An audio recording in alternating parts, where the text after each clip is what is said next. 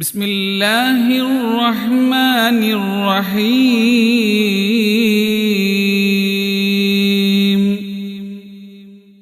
പരിശുദ്ധമായ റബീഉൽ അവ്വൽ 12-ന്റെ മുമ്പുള്ള ഈ വെള്ളിയാഴ്ചയുടെ സുന്ദരമായ ഈ ഉച്ച ജുമുഅ സമയത്ത് വളരെ ചുരുങ്ങിയ ഭാഷയിൽ എൻ്റെ പ്രിയപ്പെട്ട സഹോദരങ്ങളെ, നിങ്ങളോട് പറയുവാനുള്ള പ്രധാനപ്പെട്ട കാര്യം, ഹബീബായ മുഹമ്മദ് മുസ്തഫ സല്ലല്ലാഹു അലൈഹി വസല്ലമ തങ്ങളുടെ ജന്മദിനം കൊണ്ടാടുന്ന, സന്തോഷിക്കുന്ന, ആഹ്ലാദിക്കുന്ന, ആനന്ദിക്കുന്ന, മനസ്സിൻ്റെ ഉള്ളിൽ കുളിർമയുള്ള, പള്ളികളെല്ലാം അലങ്കരിക്കപ്പെട്ടുകൊണ്ടിരിക്കുന്ന, നാടുകളെല്ലാം നാനാഭാഗത്തും സുന്ദരമായ ശോഭനമായ അള്ളാഹുവിൻ്റെ ഹബീബിൻ്റെ ജന്മദിനത്തിൻ്റെ സുദിനത്തിൽ ആനന്ദമുഖരിതമാകുന്ന ആകാശവും ഭൂമിയും സസ്യലതാദികളും പക്ഷിപർവാദികളും പോലും ആനന്ദിച്ച ആ പുണ്യമായ വിശുദ്ധ ദിനത്തിൻ്റെ ഓർമ്മയുടെ ആ ജന്മദിനം കടന്നു വരുമ്പോൾ, അതിൻ്റെ മുമ്പുള്ള ഈ വെള്ളിയാഴ്ചയിൽ നാം മനസ്സിലാക്കേണ്ട വളരെ പ്രധാനപ്പെട്ട ഒരു കാര്യമുണ്ട്.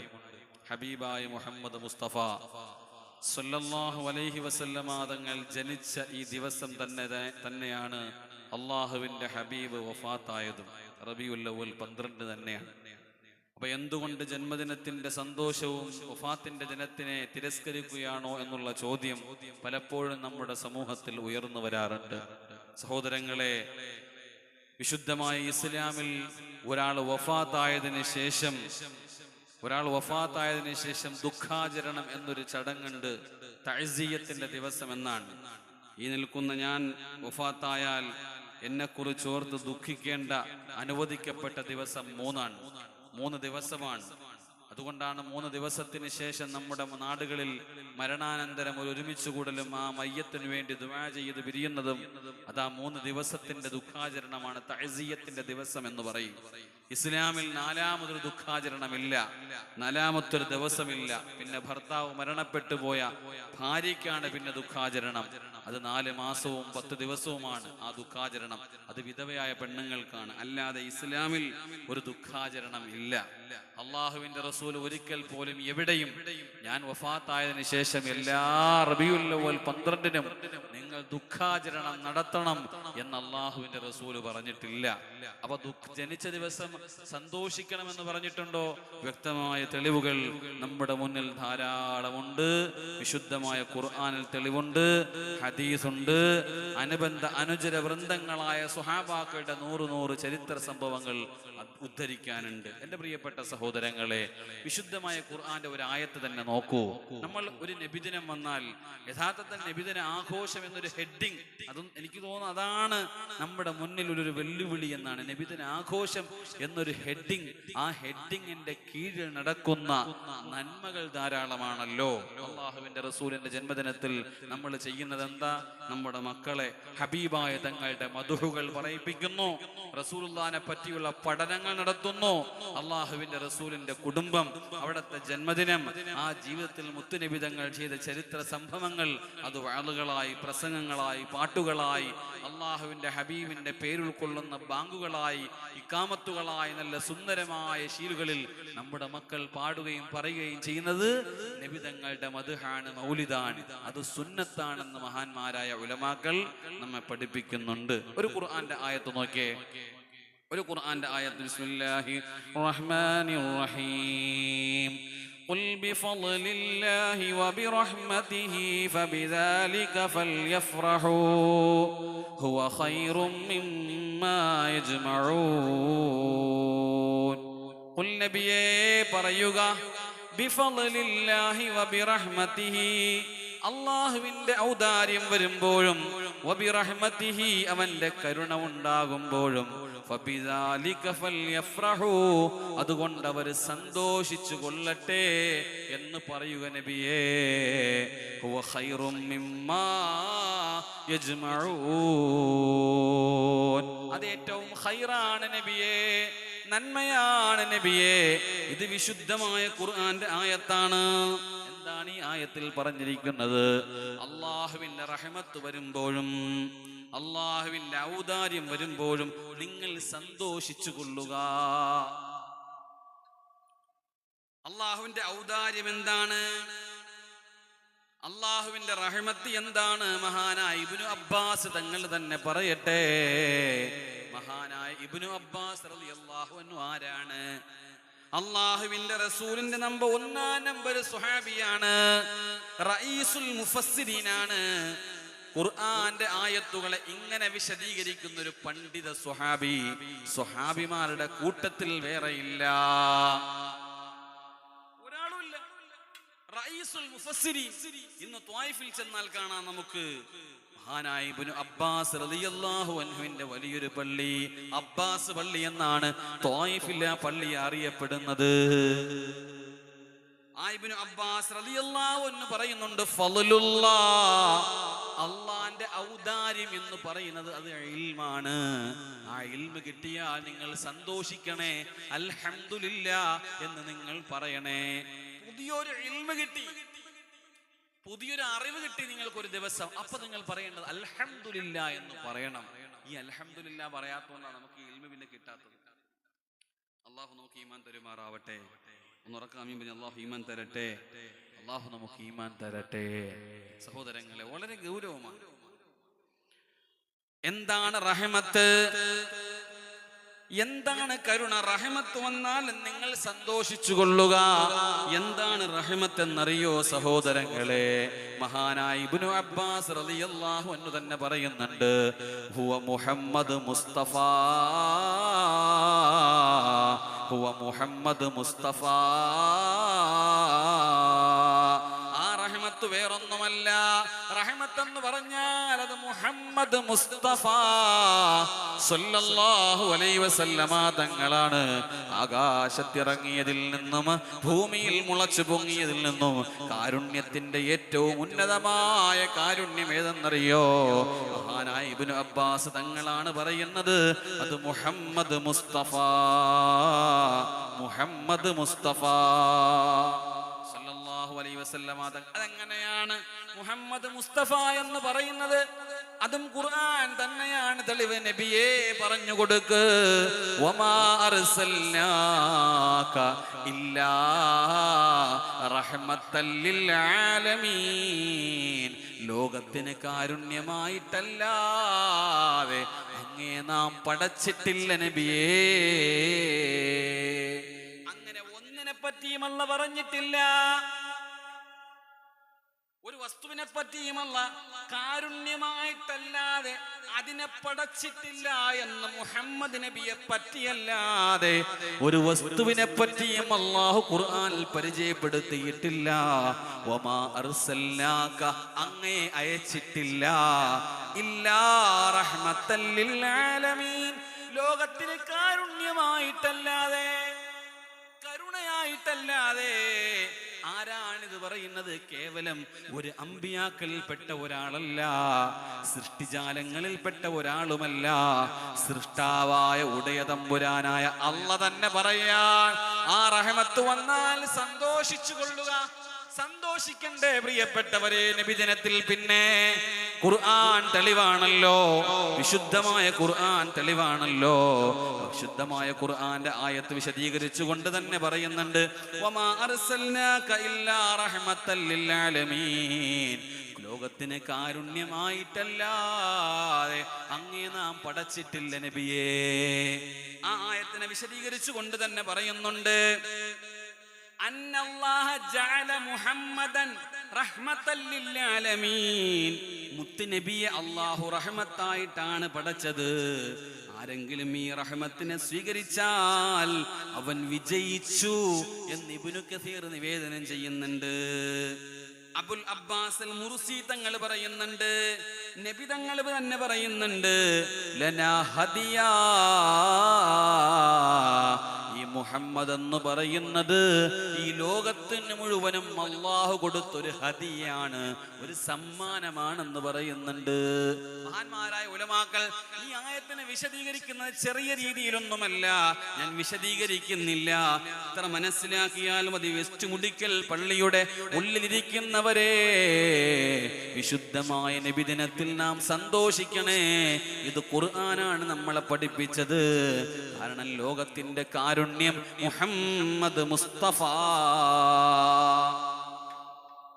അതുകൊണ്ടാണ് മക്കൾ പുതുവസ്ത്രം ധരിച്ചുകൊണ്ട് വിശുദ്ധമായ റബീഉൽ അവ്വലിൽ നമ്മുടെ മദ്രസകൾ വരുന്നത്.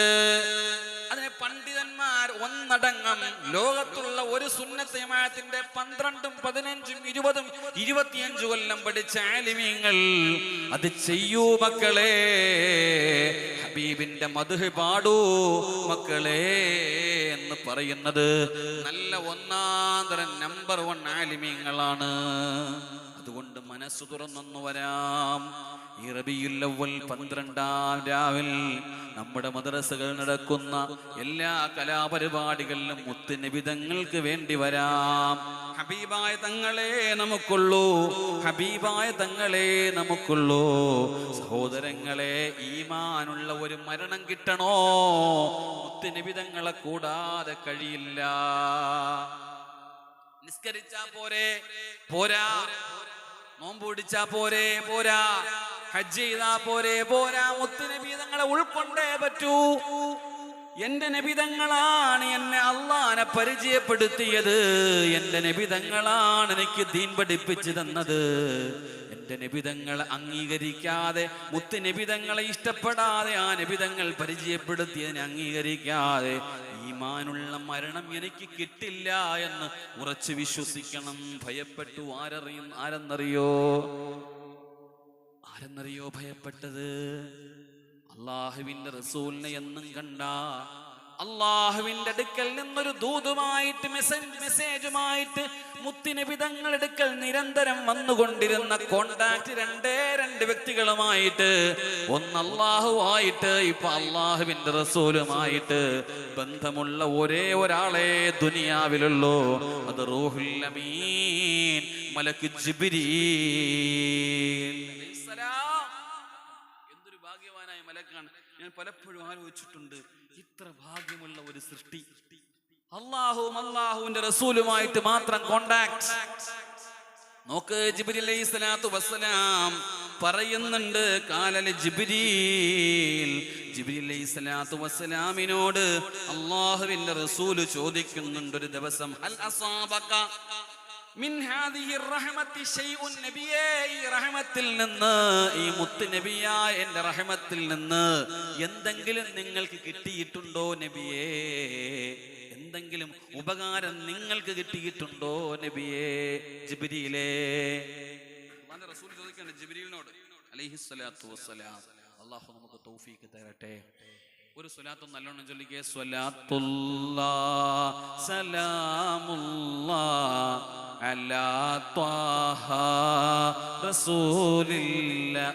ഉറക്കെ സ്വലാത്തുല്ലാഹ് സലാമുല്ലാഹ് അലാ യാസീൻ ഹബീബില്ലാഹ്. ഹൃദയം ഇങ്ങനെ ടെൻഷനിൽ ഇങ്ങനെ കയറിക്കൊണ്ട് നിൽക്കുമ്പോൾ മെല്ലെ കണ്ണടച്ച് ഒരു സ്വലാത്തങ്ങ് ചൊല്ലിയ ടെൻഷൻ അങ്ങ് മാറും.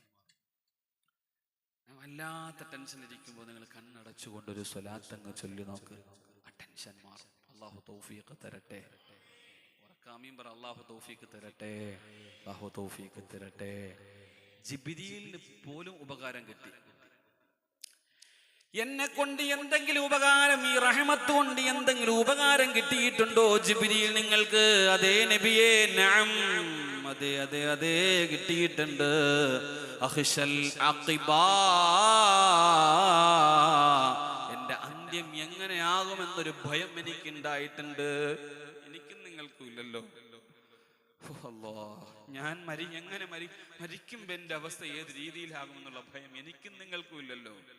നമ്മളെ വാപ്പമാർക്കുണ്ടായിരുന്നു, നമ്മളെ ഉമ്മമാർക്കുണ്ടായിരുന്നു, എല്ലാവർക്കും ഉണ്ടായിരുന്നു, നമുക്കില്ല. അതുകൊണ്ടാണ് നമ്മൾ ഗതി പിടിക്കാത്തത്. അല്ലാഹു നമുക്ക് ഈമാൻ തരട്ടെ.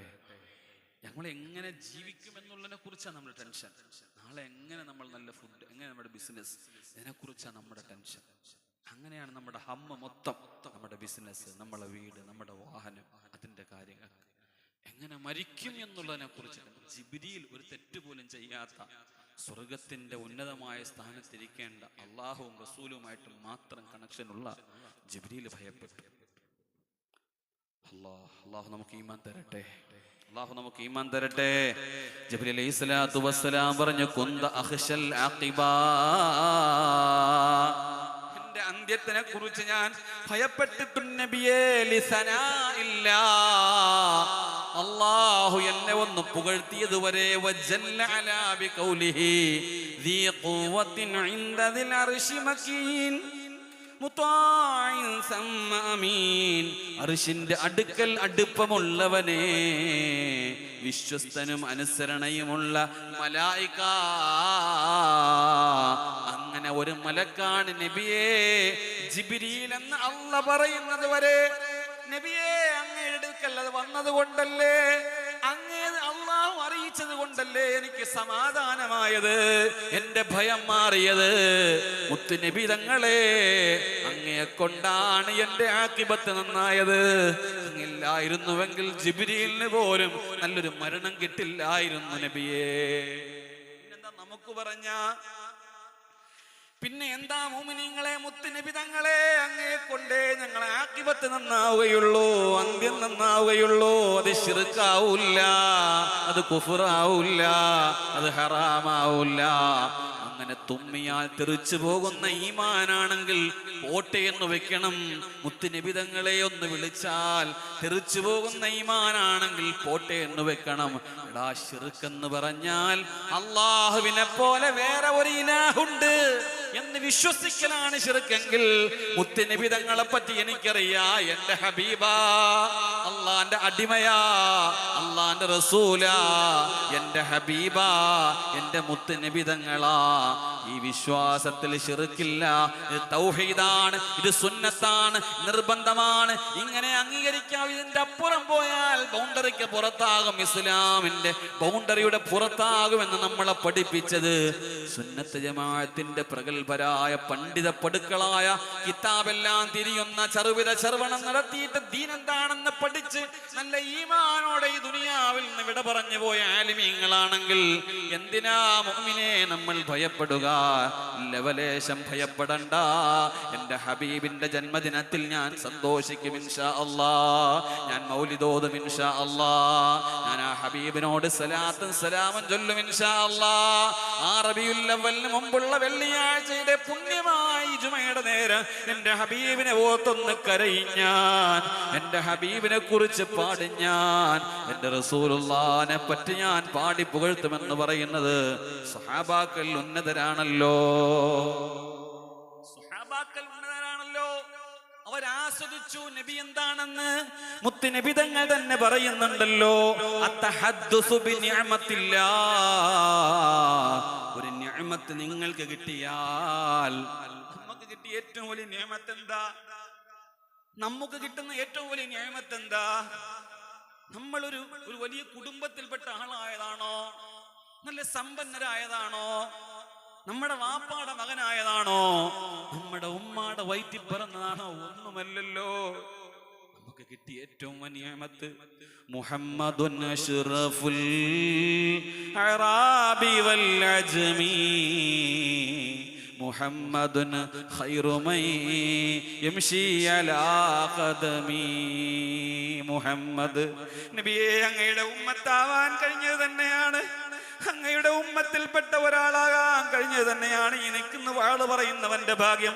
അതിനേക്കാൾ വലിയ ഭാഗ്യമില്ല, അതിനേക്കാൾ വലിയ ഭാഗ്യമില്ല. ഈസാ നബി പോലും കൊതിച്ചു പോയില്ലേ? ഈസാ നബി കൊതിച്ചില്ലേ? ഞാൻ ഉമ്മത്ത് മുഹമ്മദിൽപ്പെട്ട ഒരാളാണെങ്കിൽ, ആളായിരുന്നുവെങ്കിൽ, ഉമ്മത്ത് മുഹമ്മദിൽപ്പെട്ട ഒരാളായിരുന്നെങ്കിൽ ആഗ്രഹം പൂർത്തീകരിച്ചു കൊടുത്തു അല്ലാഹു. എന്നാ ഈസാ നബിയെ, ഭൂമിയിൽ നിങ്ങളെ ഞാൻ അടക്കൂല്ല, നിങ്ങളെ ആകാശത്ത് ഞാൻ കൊണ്ടുപോകാം. കൊണ്ടുപോയി ഒന്നാൻ ആകാശത്തിന്റെ മുകളിൽ ഇന്ന് വിരാജിക്കുകയാണ് ഈസാ നബി. എന്തിനെന്നറിയോ? മുത്ത് നബി തങ്ങളുടെ ഉമ്മത്തിൽപ്പെട്ട ഒരാളാവാൻ കൊതിച്ചുകൊണ്ട് എനിക്കും നിങ്ങൾക്കും കിട്ടിയ ഭാഗ്യം നമ്മൾ തിരിച്ചറിയുന്നില്ലേ പ്രിയപ്പെട്ടവരെ? ആ മുത്ത് നബി തങ്ങളെ ഓർത്തൊന്ന് കരയാ നമുക്ക് കഴിയുന്നില്ലല്ലോ പ്രിയപ്പെട്ടവരെ. അള്ളാഹുവിന് കൊണ്ടുപോകാമായിരുന്നല്ലോ ആകാശമണ്ഡലങ്ങളിൽ. ആകാശമണ്ഡലങ്ങളിലെങ്ങനെ കൊണ്ടുപോയിരുന്നെങ്കിലോ, ആകാശത്ത് സ്ഥലമില്ലാത്തത് കൊണ്ടല്ലല്ലോ അർശിന്റെ, കുർസിന്റെ, ലൗഹിന്റെ, കലമിന്റെ, സർവഛത്രാധിപതികളുടെ സർവ പ്രപഞ്ച സംവിധാനങ്ങളെ പടയ്ക്കാൻ കാരണക്കാരായി മുത്തുനബി തങ്ങളെ എന്തുകൊണ്ടൊന്നും ആകാശത്ത് കൊണ്ടുപോയില്ല? ഒരു ഉന്നതമായ സ്ഥാനത്തിരുത്തി അങ്ങാനം കൊണ്ടുപോയിരുന്നെങ്കിൽ മദീനയുടെ ചാരച്ചെന്നുകൊണ്ട് നബിയേ എന്ന് വിളിക്കാൻ എനിക്കും നിങ്ങൾക്കും ഒരാളില്ലായിരുന്നെങ്കിൽ നമ്മൾ എന്താകുമായിരുന്നു പ്രിയപ്പെട്ടവരെ? എന്താകുമായിരുന്നു? ഹബീബായ തങ്ങൾ പറയുന്നു, നിഅമത്ത് കിട്ടിയാൽ നന്ദി ചെയ്യ്. ഖത്താദ റളിയല്ലാഹു അൻഹു പറയുന്നത്, റളിയല്ലാഹു അൻഹു പറയുന്നു, ആ നന്ദി ചെയ്യുന്ന ഒരു വിഭാഗമാണ്. ആ നന്ദിയെ പറ്റി, കിട്ടിയ നിഅമത്തിനെ പറ്റി ഇങ്ങനെ പാടിപ്പുകഴ്ത്തി പറയുക. അതങ്ങനെ കേട്ടപ്പോൾ സ്വഹാബാക്കളിൽ പ്രമുഖനായ ഹസ്സാൻ ഇബ്നു സാബിത്ത് പാടിയ പാട്ട് കേട്ടോ, അതുപോലെ ഒരു കവികൾക്കും എഴുതാൻ പറ്റിയിട്ടില്ലല്ലോ. മുത്തുനബി തങ്ങളുടെ മുന്നിൽ നിന്നുകൊണ്ട് പാടുകയാണ്, വഅഹ്സനു മിൻക ലം തറ ഖത്തു ഐനി വഅജ്മലു മിൻക ലം തലിദിൻ നിസാഉ خلقت مبرئ من كل عيب كأنك قد خلقت كما تشاء. നബിയെ അങ്ങാരെന്നറിയോ? وأحسن منك, അങ്ങേപ്പോലെ ഗ്ലാമറുള്ള, അങ്ങേപ്പോലെ സൗന്ദര്യമുള്ള, അങ്ങേപ്പോലെ പ്രഭയുള്ള ചന്ദ്രന്റെ, സൂര്യന്റെ, നക്ഷത്ര താരാപഥങ്ങളുടെ സർവചരാചരങ്ങളെക്കാൾ അങ്ങയേക്കാൾ സുന്ദരമായൊരു വസ്തുവിനെ ഹസ്സാൻ കണ്ടിട്ടില്ല. വഅജ്മലു മിൻക ലം തലിദിൻ നിസാഉ, അങ്ങേപ്പോലെ, അങ്ങേക്കാൾ നല്ല ഒരു കുഞ്ഞിനെ ഒരു ഉമ്മയും പെറ്റിട്ടില്ല നബിയേ. ഒരു ഉമ്മാക്കും കഴിഞ്ഞിട്ടില്ല നബിയെ അങ്ങേ പോലത്തെ ഒരു കുഞ്ഞിനെ പ്രസവിക്കാൻ. ഖുലിഖത മുബറഅൻ മിൻ കുല്ലി ഐബി, എല്ലാ ന്യൂനതയിൽ നിന്നും ഒഴിവായിട്ട് ഈ ദുനിയാവിൽ അങ്ങേ മാത്രമേ അല്ലാഹ് പടച്ചിട്ടുള്ളൂ നബിയേ. കഅന്നക ഖദ് ഖുലിഖത കമാ തശാഉ, അങ്ങേ എങ്ങനെയാണോ അല്ലാഹ് പടക്കേണ്ടത് അങ്ങനെ തന്നെ അങ്ങയുടെ ചുണ്ട്, അങ്ങയുടെ കവിള്, അങ്ങയുടെ മുടി, അങ്ങയുടെ നെറ്റിത്തടം, അങ്ങയുടെ ശരീരത്തിൽ മുഴുകുന്ന വിയർപ്പിന്റെ തുള്ളികള് അങ്ങാരാ നബിയേ, അങ്ങേ പോലെ അങ്ങേ ഉള്ളൂ. എങ്ങനെയാണോ അങ്ങേ അല്ലാഹ് പടക്കേണ്ടത് അങ്ങനെ തന്നെ പടച്ചു, അങ്ങനെ തന്നെ പടച്ചു, അങ്ങനെ തന്നെ പടച്ചു. ഒന്ന് കാണാൻ, ഒന്ന് കേൾക്കാൻ ഞങ്ങൾക്ക് നീ തൗഫീഖ് നൽകണേ അല്ലാഹ്, തൗഫീഖ് നൽകണേ അല്ലാഹ്, തൗഫീഖ് തരട്ടെ.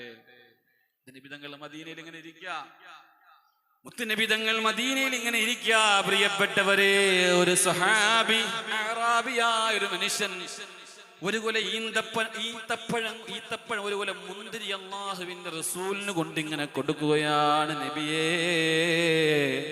എന്റെ മുന്തിരിത്തോട്ടത്തിൽ നിന്ന് കിട്ടിയൊരു മുന്തിരിക്കൊലയാണ്, അങ്ങ് കഴിക്കണം നബിയേ. അല്ലാഹുവിന്റെ റസൂലിന്റെ വിശപ്പ് സഹിക്കാൻ വയ്യാത്ത സ്വഹാബാക്കൾ ചുറ്റും ഇങ്ങനെ ഇരിപ്പുണ്ട്. സാധാരണ എന്തെങ്കിലും മുത്തുനബി തങ്ങൾക്ക് കൊണ്ട് കൊടുത്താൽ ഹബീബായ തങ്ങൾ എല്ലാവർക്കും ഇങ്ങനെ വിതരണം ചെയ്യുമായിരുന്നു. റസൂലുള്ളാഹ് ഒരു ഈത്തപ്പഴം എടുത്ത്, ഒരു മുന്തിരി എടുത്ത് വായ്ക്കകത്ത് വെച്ച് ചവച്ചിറക്കി. ആ സ്വഹാബി അടുത്തിരിപ്പുണ്ട്. വല്ലാത്ത സന്തോഷമാണ് ആ മുഖത്ത്. രണ്ടാമതും മൂന്നാമതും നാലാമതും മുന്തിരി എടുത്ത് കഴിച്ചു മുത്തുനബി തങ്ങൾ. ചുറ്റുമുള്ള സ്വഹാബാക്കൾ വിചാരിച്ചു ഇപ്പൊ ഒരെണ്ണം എനിക്ക് തരുമെന്ന്. അവസാനം മുന്തിരിയെല്ലാം കഴിച്ചു തീർന്നപ്പോ ആ സ്വഹാബി സന്തോഷത്തോടെ മുത്തുനബി തങ്ങളുടെ കരം മുത്തി പിരിഞ്ഞപ്പോ സ്വഹാബാക്കൾ വ്യാകുലപ്പെട്ടുകൊണ്ട് ചോദിച്ചു, നബിയേ, എപ്പോഴും എന്തെങ്കിലും കിട്ടുമ്പോ ഞങ്ങൾക്ക് തരാതെ അങ്ങ് തിന്നിട്ടില്ലല്ലോ, ഇപ്പൊ എന്തേ മുഴുവൻ മുന്തിരിയും അങ്ങ് കഴിച്ചത് യാ റസൂലല്ലാഹ്? ഞങ്ങൾക്ക് തരാതെ എന്തിനാ നബിയേ അങ്ങ് കഴിച്ചതെന്ന് ചോദിച്ചപ്പോ കണ്ണുനീര് വാർത്തുകൊണ്ട് ഹബീബായ തങ്ങൾ പറഞ്ഞു, സ്വഹാബാ, മനഃപൂർവം തരാത്തതല്ല, ആ മുന്തിരിക്ക് വല്ലാത്ത ചവർപ്പായിരുന്നു. മുഖത്തൊരു വ്യത്യാസം പോലുമില്ലാതെ വല്ലാത്ത പുളിപ്പും ചവർപ്പുമുള്ള മുന്തിരിയായിരുന്നു. ഞാനത് വല്ലാതെ വിഷമിച്ചാണ് കഴിച്ചിറക്കിയത്. എന്റെ മുഖമെങ്ങാനും ആ പുളിയിൽ വിവർണമായി പോയാൽ ആ പ്രിയപ്പെട്ടവൻ സങ്കടപ്പെട്ടാലോ എന്ന് നോക്കൂ പ്രിയപ്പെട്ടവരെ. ഒരു ചുണ്ടുപോലും അറിയില്ല. ആസ്വദിച്ച് കഴിക്കുമ്പോൾ എങ്ങനെ ഒരു മനുഷ്യന്റെ സന്തോഷത്തിന് വേണ്ടിയിട്ട് ആ പുളിയുള്ള മുന്തിരി മുഴുവനും കഴിച്ചിട്ട് പറഞ്ഞു, സ്വഹാബാ സങ്കടപ്പെടല്ലേ, നിങ്ങൾക്കെങ്ങാനും ഞാനത് തന്നിട്ട് നിങ്ങളെങ്ങാനും വല്ലാത്ത കൈപ്പെന്ന് പറഞ്ഞാൽ ആ പാവപ്പെട്ടവൻ കാലങ്ങളായി കാത്തിരുന്നുണ്ടാക്കി വെച്ച ആ തോട്ടത്തിൽ നിന്ന് സമ്മാനമായി ഓടിക്കൊണ്ട് വന്നപ്പോൾ അവന്റെ ഹൃദയം പൊട്ടും സ്വഹാബാ. അതുകൊണ്ടാണ് ഞാൻ നിങ്ങൾക്ക് തരാത്തത്, സങ്കടപ്പെടല്ലേ. നല്ല മുന്തിരിയും ഈത്തപ്പഴവും ഇവിടെ വരാനുണ്ട്, നിങ്ങൾക്ക് തരാമെന്ന് പരിശുദ്ധ നബിയേ മുഹമ്മദ് മുസ്തഫ. എത്ര നല്ല നബിയല്ലേ. ഇങ്ങനെ ആർക്ക് കഴിയും പ്രിയപ്പെട്ടവരെ? ഒരു കല്യാണത്തിന് പോയി ചെറിയൊരു രുചി വ്യത്യാസം വന്നാൽ 14 പേരോട് പറയും ഫുഡ് മോശമാണെന്ന്. നമ്മൾ ആ കല്യാണത്തിന് അത് ഒരുക്കി കൂട്ടിയവന്റെ സങ്കടം പോലും നമ്മൾ പരിഗണിക്കാറില്ല. നമ്മൾ എന്ത് മുസ്ലിമീങ്ങളാ, നമ്മൾ ഏത് ദീനാ പഠിച്ചത് പ്രിയപ്പെട്ടവരെ? ഇതാണ് നമ്മുടെ മുത്ത് നബി, ഇതാണ് നമ്മുടെ ഹബീബ്. അതുകൊണ്ടാണ് മൗലിദിൽ പാടുന്നത്, അന്ത ശംസുൻ അന്ത ബദറുൻ അന്ത നൂറുൻ ഫൗഖ നൂർ അന്ത ഇക്സീറും വഗാലി.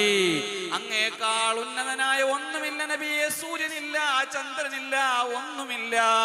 മുത്തുനബിതങ്ങൾ ജനിക്കുന്ന സമയത്തുണ്ടല്ലോ, മഹാനായ ഇബ്നു അബ്ബാസ് റളിയല്ലാഹു അൻഹു തന്നെ പറയുന്നുണ്ട്, ഞാൻ മുസ്ലിമായതിന്റെ കാരണം എന്തെന്നറിയോ നബിയേ? യാ റസൂലല്ലാഹ്, യാ നബിയല്ലാഹ്, എന്തെന്നറിയോ? ഞാൻ മുസ്ലിമാവാൻ കാരണം ഞാൻ അങ്ങയുടെ കൊച്ചാപ്പയാണല്ലോ നബിയേ. അങ്ങ് തൊട്ടിലിൽ കിടക്കുന്ന സമയം റഅയ്തുക ഫിൽ മഹ്ദി തുനാഗിൽ ഖമറ.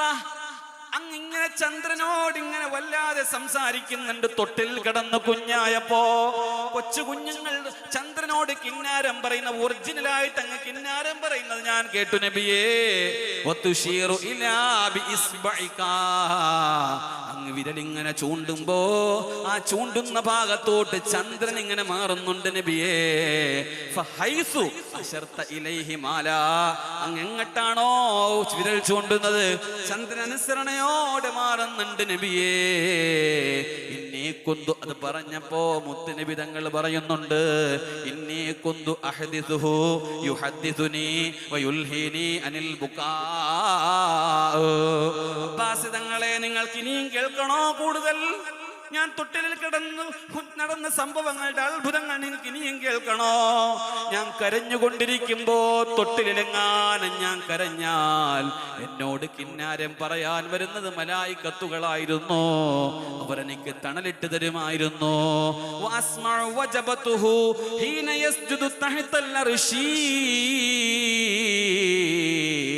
സൂര്യനും ചന്ദ്രനും അസ്തമിക്കുമ്പോൾ അവർ അല്ലാഹുവിന് വേണ്ടി സുജൂദ് ചെയ്തുകൊണ്ടാണ് ഓരോ ദിവസവും സൂര്യനും ചന്ദ്രനും അസ്തമിക്കുന്നത്. ആ സുജൂദ് ചെയ്യുന്നതിന്റെ ശബ്ദം തൊട്ടിലിൽ കിടന്ന് ഞാൻ കേൾക്കുമായിരുന്നു. അബ്ബാസ് തങ്ങളെ,